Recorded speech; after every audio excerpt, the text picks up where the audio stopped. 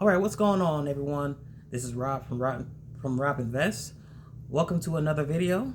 Today, I want to talk about my 3 criteria that I use in choosing the foundational cover call ETFs.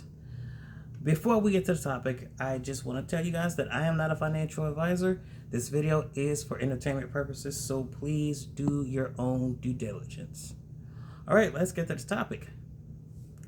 Now, when I say foundation cover call ETFs or foundational cover call ETFs, I'm basically talking about ETFs that I would keep forever, ETFs that cover call ETFs that would fund my retirement.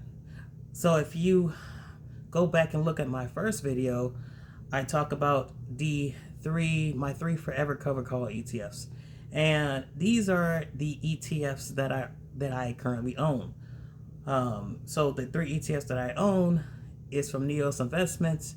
It's SPIY, QQQI, and BTCI. So if you want to know more about those cover call ETFs, you can just go back and look at my very first YouTube video. I only have 9 videos, so it's not going to be hard to search. So let's get into these 3 criteria. Now, the first criteria is the dividend yield. So I don't want a super high dividend yield, because the higher the dividend yield, you're going to have that price erosion. Some people call it NAV erosion. So when I look for dividends, I look for anywhere from 11 to 12%, because 11 to 12% is enough to give you that juicy dividend yield to fund your retirement, and it's going to give you a little bit of capital appreciation. The second criteria that I use is the types of option strategies that will be used in these funds. So what I mean by the type of option strategies, because a lot of these ETFs, they do cover call options on, all right? So what I mean by the types of option strategies, I'm talking about at the money or out of the money.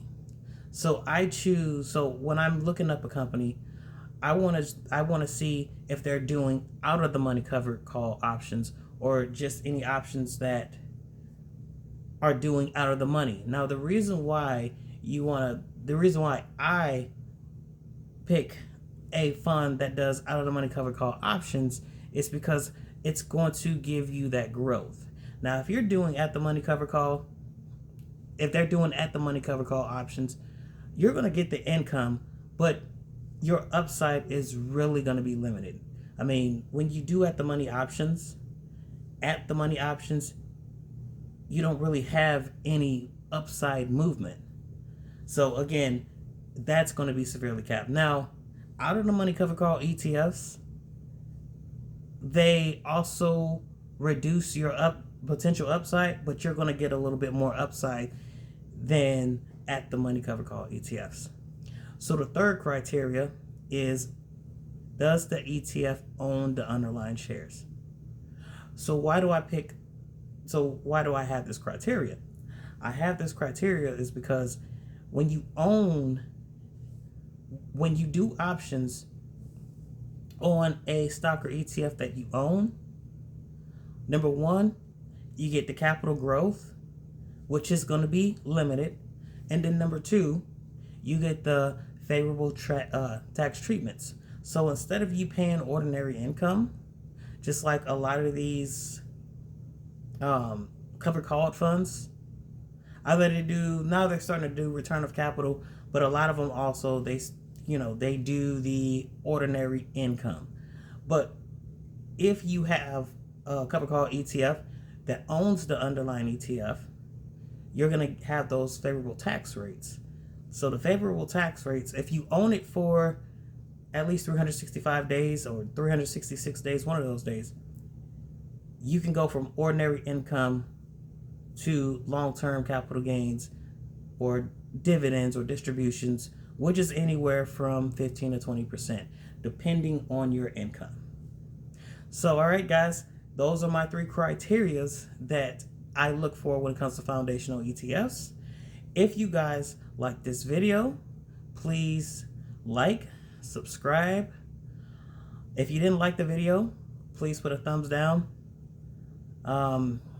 If you have any cover call ETFs that you would want to keep that forever, you can put it in the comment section. All right, so I will see you guys in the next video. Have a wonderful day.